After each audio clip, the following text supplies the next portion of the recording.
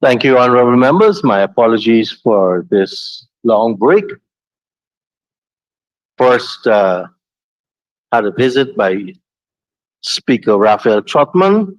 Just want to bring your attention to his latest book, Parliament in the Republic of Guyana, second edition. It's going to be in our library from Monday.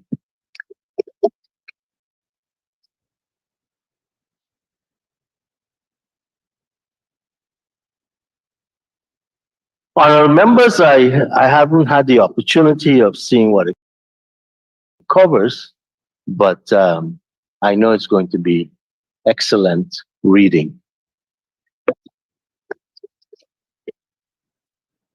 And he walked with another very good friend of mine, Justice Donald Trotman, who and I go back over 40 years, including fighting for human rights in Nicaragua in the 80s. This afternoon, we welcome the 6 formers of Marian Academy, and their teachers.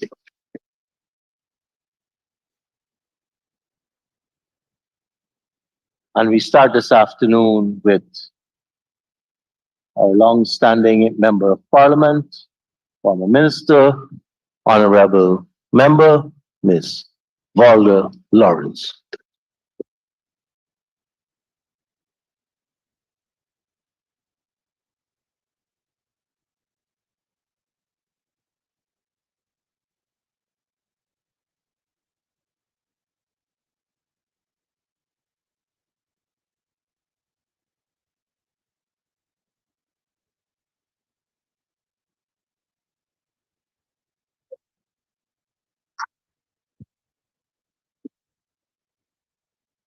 Seems to be an after lunch issue since yesterday.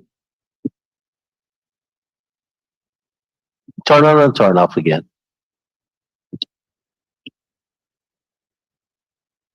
Your time starts at 1:52.05. Thank you, Mr. Speaker. Good afternoon to the House.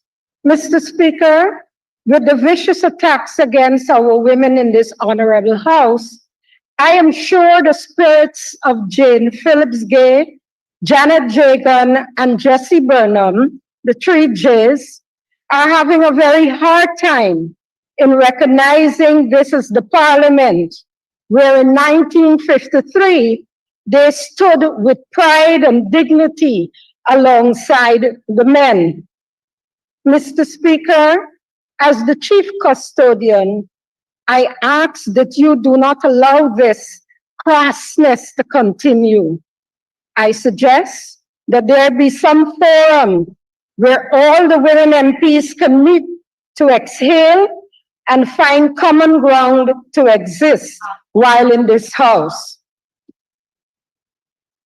Mr. Speaker, I have had the privilege to be in this noble House for a long time, and as such, have had the opportunity over time to listen to a number of budget speeches delivered by a range of ministers of finance, including the incumbent, whose long title, Minister in the Office of the President with Responsibility for Finance and Public Service, does not negate the fact that he is performing the functions of a substantive Minister of Finance. I have heard some lively, inspiring, pointed, upbeat, boring and jaded budget presentations. And alas, I make bold to say that the 2024 budget presentation fell into the last 2 categories, boring and jaded. Why? It was below expectations, underwhelming, as the government's blueprint development plan for 2024. It left us befuddled. Sir, it left us feeling cheated that this country's first $1 trillion budget, envisaged and with anticipation, was more of the same, done in a vacuum, and designed for a few, leaving little for the suffering Guyanese families on whom the minister anchored this budget. Mr. Speaker, which Guyanese families is the minister referring to? The average working class Guyanese families? I think not. Where is the vision, Mr. Speaker? Where is the hope for families? For people teetering on the brink of a cost of living precipice, wondering whether a little of the largest being fed to friends, families, the contractor class, and favorites of the administration would trickle down to them. It's a three-card trick indeed. Here is how it goes. The government anchors the budget on the Guyanese family as principal beneficiaries by presenting big numbers. But when examined and analyzed carefully, you realize the benefits are earmarked not for the average working class family, but for the group referred to earlier. Mr. Speaker, the Guyanese family cannot survive and does not deserve trickles in an economy sloshed with lots of cash. The minister should certainly be ashamed to do this at the expense of Guyanese families. Mr. Speaker, Checking on one of the beep words. Ashe, I withdraw that, Mr. Speaker, and I will proffer the word should think twice to do so. Mr. Speaker, I have heard constant talk of Guyana becoming a little Dubai and Dubai of the Caribbean.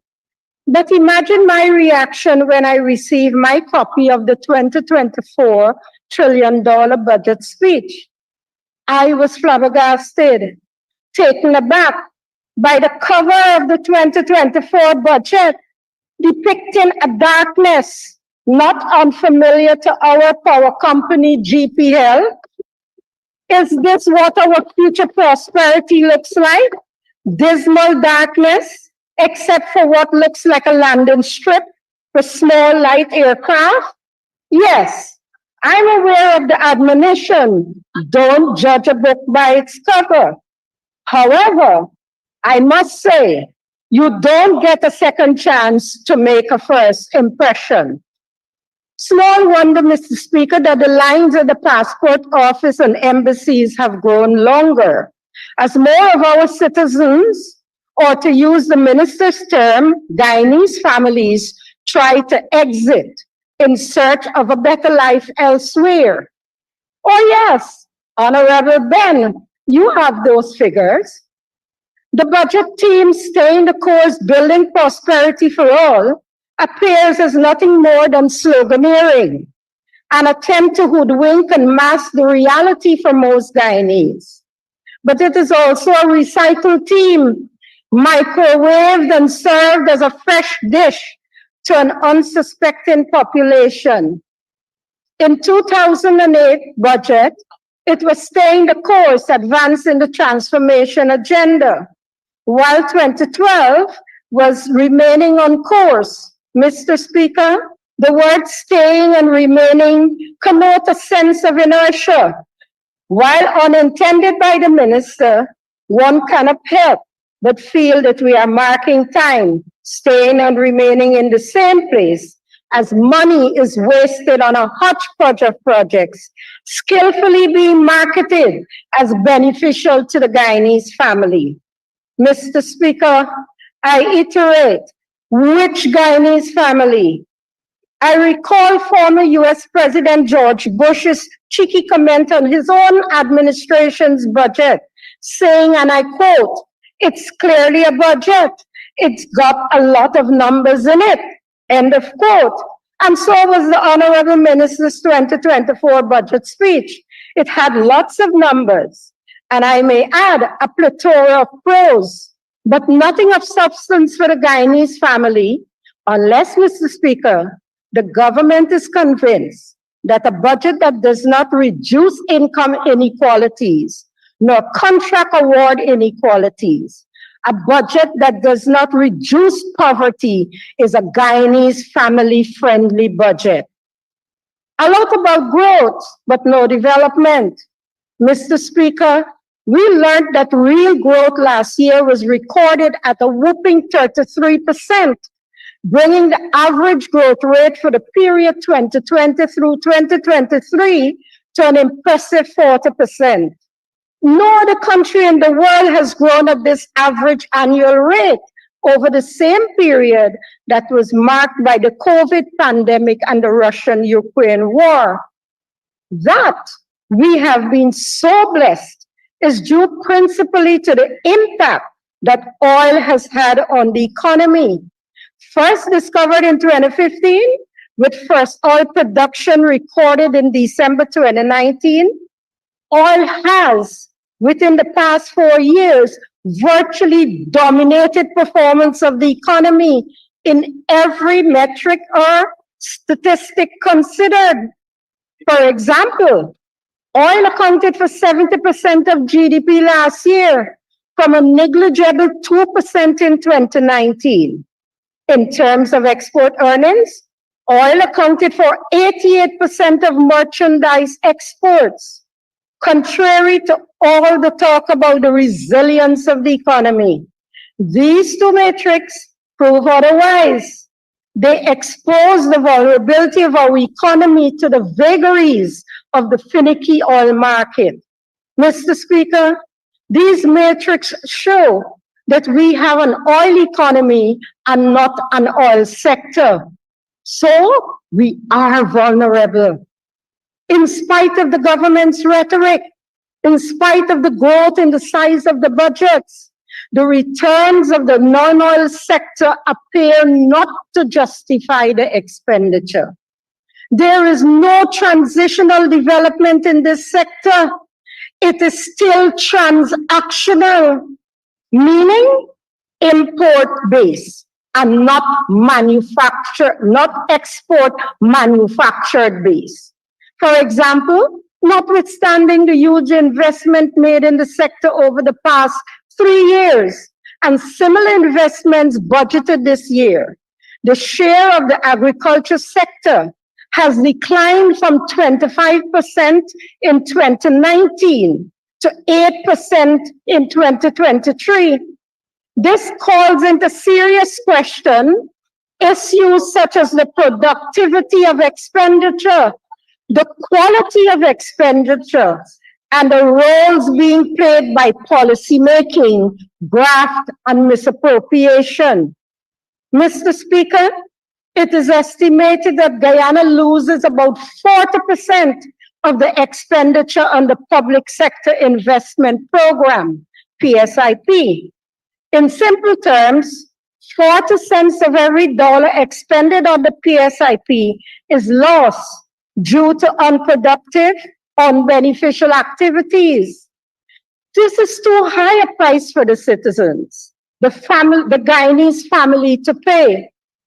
Redressing this will require a commitment by the government to robust institutions manned by properly trained and motivated staff who are armed with the requisite tools for their effective functioning. But then again, sir, this government is famous for weakening institutions of government, transparency, and governance. May I remind the Honorable House of the savage attack by this government on the NRF legislation enacted by the APNU AFC government by removing transparency and accountability guardrails. Of course, we cannot forget the death of Sarah or its slow strangulation, another APNU AFC agency designed to track and recover stolen assets. Review of investments. Mr. Speaker, it cannot be said that the government is not developing policies.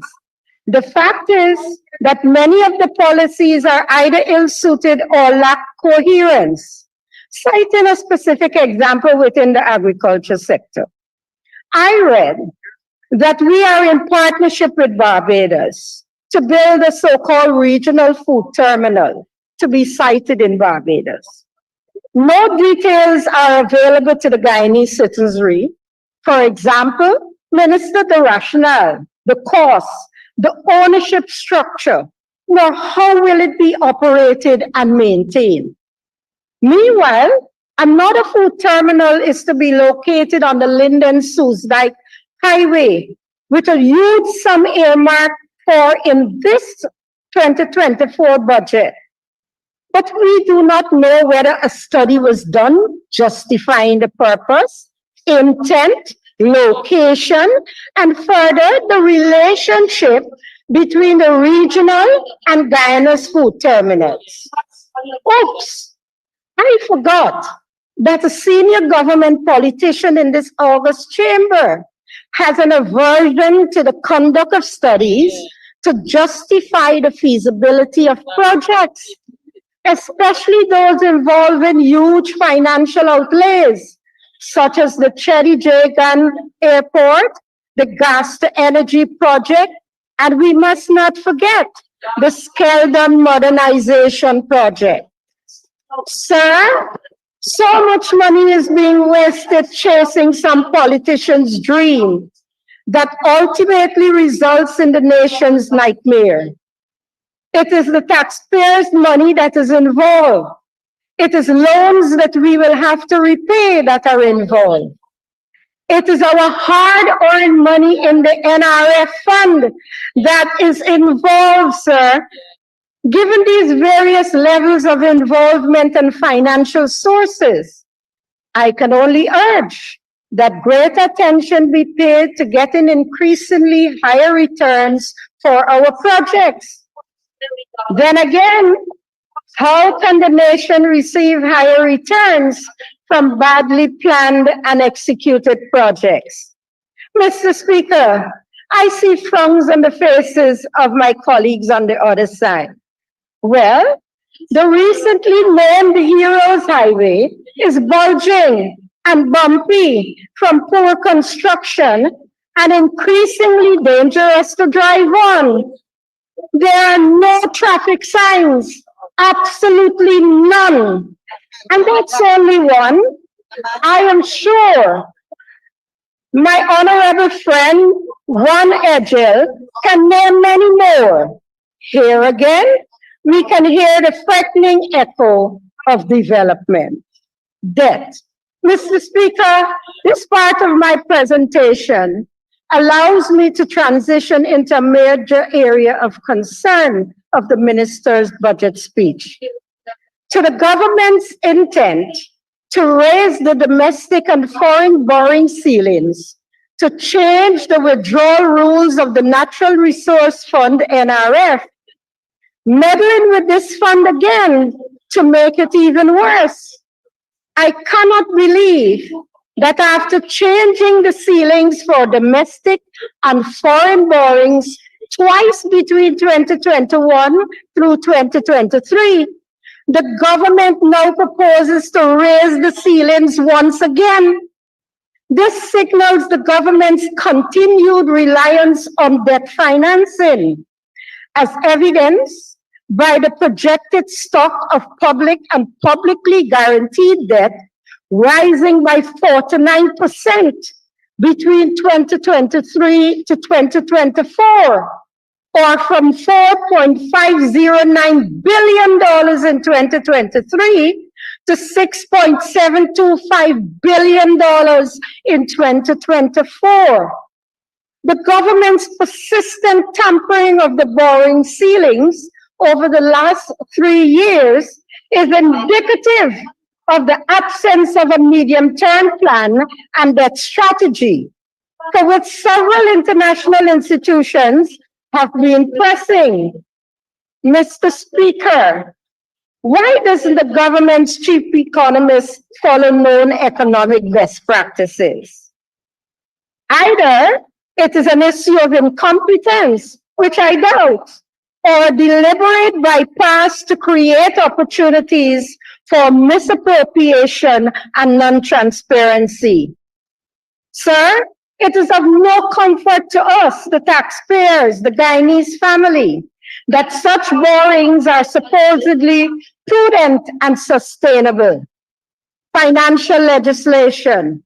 Mr. Speaker, given the fallouts surrounding the passage of the NRF, I never contemplated that the first amendments to the fund would have entailed changes to the withdrawal rules. Indeed, given the present discussions of the NRF being overstated to the extent of the unpaid taxes of the oil companies, a position which I am in agreement. I had hoped, however, that suitable amendments would have been forthcoming for the transparent accounting of the taxes to be paid by the government on behalf of the oil companies. Instead, what we are witnessing is the government's further reach into the fund for the little intergenerational savings destined for the Guyanese family. This budget talks so much about. At this rate, we will end up with an empty NRF. Mr. Speaker, it will be recalled that the government has so far extracted approximately 1.7 billion US dollars, the use of which has been hidden under an undefined, quote unquote, national development priorities. Given the existing formula, the government anticipates withdrawing another 1.1 billion US dollars to finance this 2024 budget. All of these amounts are based on previous year inflows into the fund. Mr. Speaker, I believe we on this side of the House will resist any change to the withdrawal rules that would lessen the amount for intergenerational savings.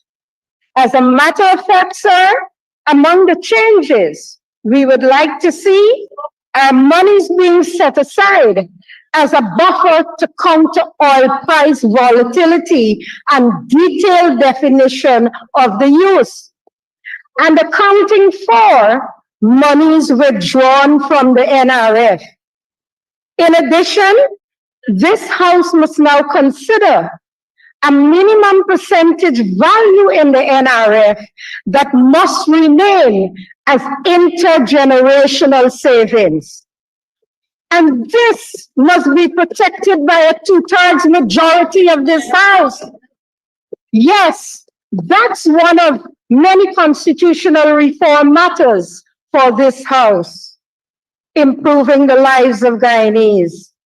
Mr. Speaker, the literature tells us that development, and I quote, is the process of improving the quality of all human lives and capabilities by raising people's level of living, self-esteem, and freedom, end of quote. The government's budget for the years 2020-2023 have focused heavily on infrastructure, roads, bridges, buildings, among others. The 2024 budget continues this trend. Imagine, this is what this government calls development. In the main, people have become the casualty. In his inimitable style, Kaichor News columnist J.H.K. Lau, my favorite columnist, in his column of 14 January 2024, captures the situation thus, and I quote, "The people have lost that battle for first consideration every time. Cement and steel have resoundingly whipped Callaloo and squat. For every dollar given to the people, another 10 or thereabouts was cleared for the products that have handsome returns for ruling politicos, their circles and cabals, and the contractor class," end of quote. Mr. Speaker, this is an accurate portrayal of the plight of the bulk of the people of all races in Guyana. They continue to be buffeted by high prices, spiraling cost of living, and declining living standards. Whereas, Mr. Speaker, development is underpinned and identified by reduced inequalities, increased income distribution, political and social polarization, reduced poverty, and increased equality. The opposite to the development is true in super-rich Guyana, as we witness rising inequalities, rising income inequalities, rising poverty, and increased political stratification. Can the poor man access masses' attractive array of goods? Sadly, the no entry sign is boldly displayed. At Border Market, deemed his haven, he's at his wits' end to stump up a minimum meal. In the same breath, Mr. Speaker, how can the government talk about development and yet in the public sector limit the Guyanese family to a voucher system solely for accessing cervical cancer tests as part of the healthcare delivery plan? What about the other cancers which are prevalent in our country? Sir, according to WHO Report 2020 on Guyana's cancer country profile, 3 types of cancers are listed in double digits, namely breast cancer, 22.6%, cervix, 16.5%, and prostate, 15.6%. Mr. Speaker, the latter cancer is heaping havoc on our men folks, resulting in death. The family structure is losing an important element at a fast rate. I therefore call on the government, who speaks so much about the Guyanese family, to extend this voucher decision to cater to test all 3 cancers instead. Can you do it? Yes, you can. Mr. Speaker, the matter of public sector wages was aggressively addressed in this side of the House. But allow me to say that the government is making a grave mistake by not recognizing that the public sector, including defense, security, and parastatals, are productive entities. It is simply a question of a different measuring metric. The wheels of national development are driven by public servants and not the private sector. It is the public sector that ensures the government can govern and develop the nation. So to treat it as a stepchild, devoid of any respect, is political foolishness and disdainful. Finally, on this point, the notion that increases in wages and salaries are locked into lump sum to be delivered retroactively at the convenience of the government robs the public servants of the true value of any increase in their income. The government no longer has to await performance reports on the economy in the 3rd and 4th quarter to ascertain availability of monies to pay public servants in this oil economy. And yet, the government calls this development. No, Mr. Speaker, this is political vindictiveness. Mr. Speaker, Budget 2024 tells us that inflation was 2% last year and is projected to rise to 2.5% this year. Just by way of comparison, the Economic Survey of Latin America and the Caribbean 2023 puts inflation in the United States and the United Kingdom at 4.4% and 6.8% respectively in 2023, and projects that it will be 2.8% and 3% respectively in 2024. That Guyana can record a 2% inflation rate, given the open nature of its economy and given the high rates of inflation recorded by its main trading partners, is a remarkable feat, if that number was to be believed. But, Mr. Speaker, ask the Guyanese family, ask the consumer, whether the average or highfalutin, and he or she would scoff at the 2% inflation rate for last year because he or she feels it. Not when pumpkin comes to the market in a brownie suit like that of the Honorable Minister Ashley Singh at $1,000 a cut with his friends and family, boro, oko, corilla, cabbage, etc. Not when the prices of so many other basic food and essential items continue to spiral in 2023. Let us work with the official 2% for 2023 and the projected 2.5% for 2024.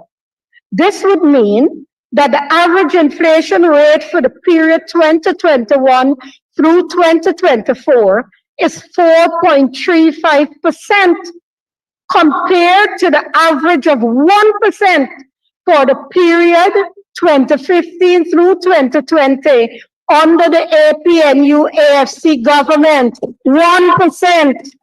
Mr. Speaker, this simple comparison indicates that people's incomes are being systematically eroded, consequently worsening income inequalities and poverty.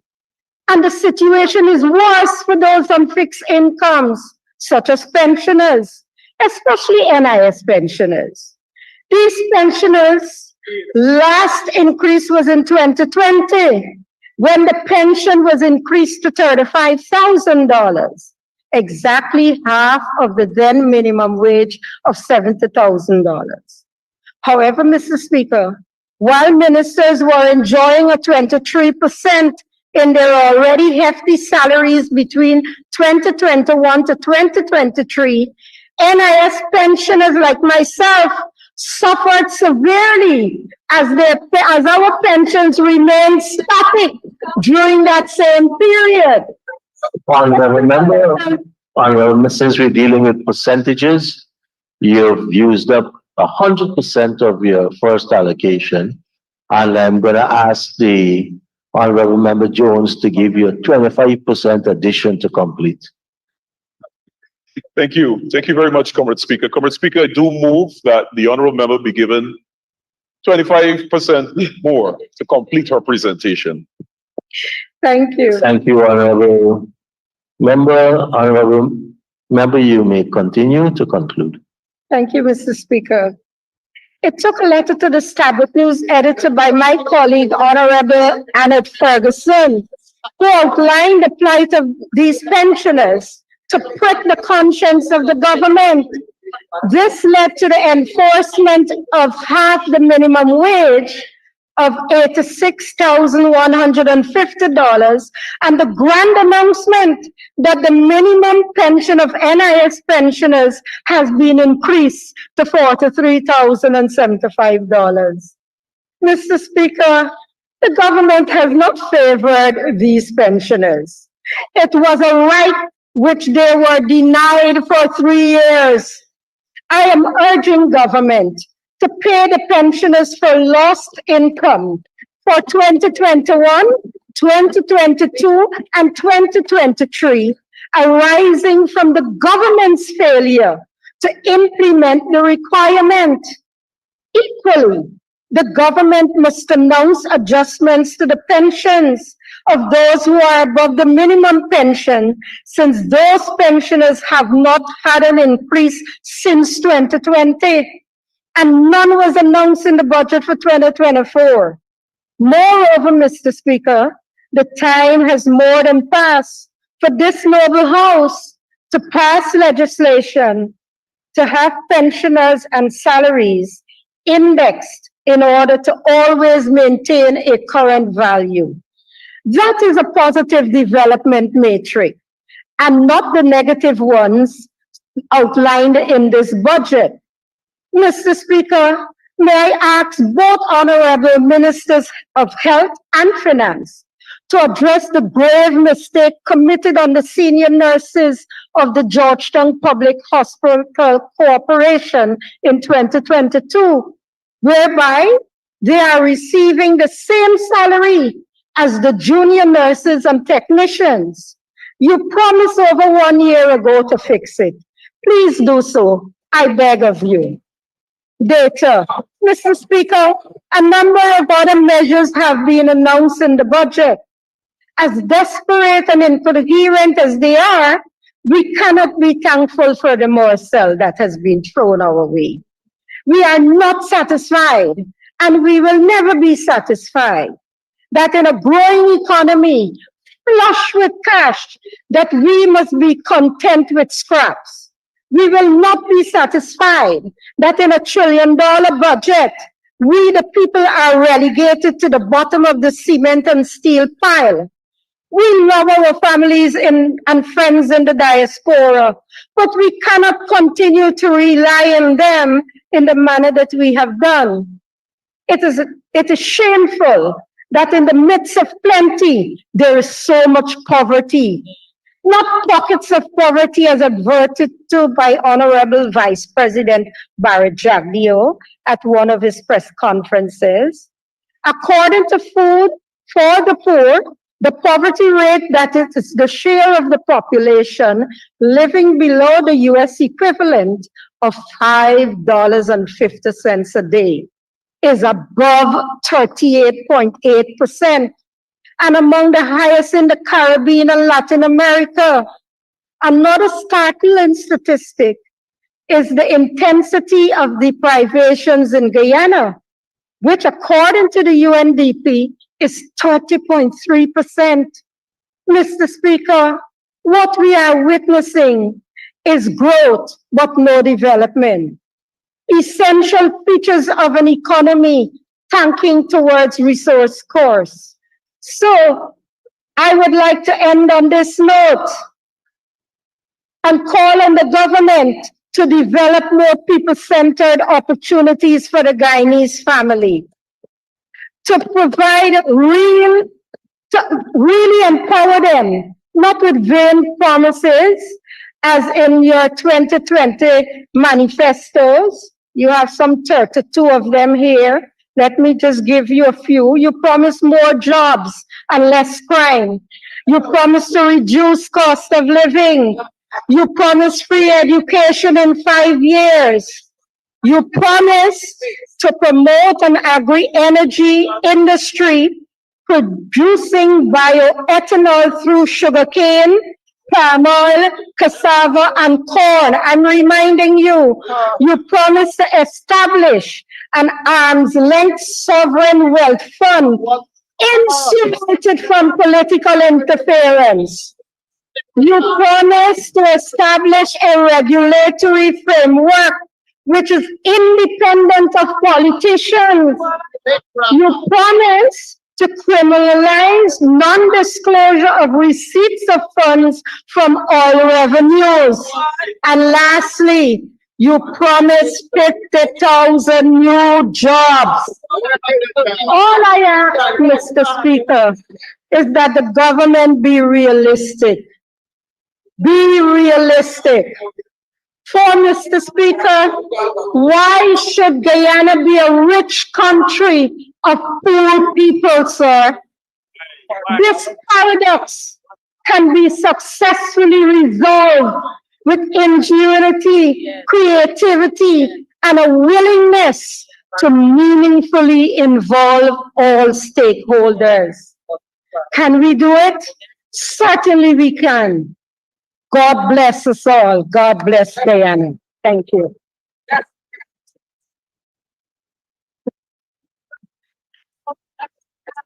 Thank you very much.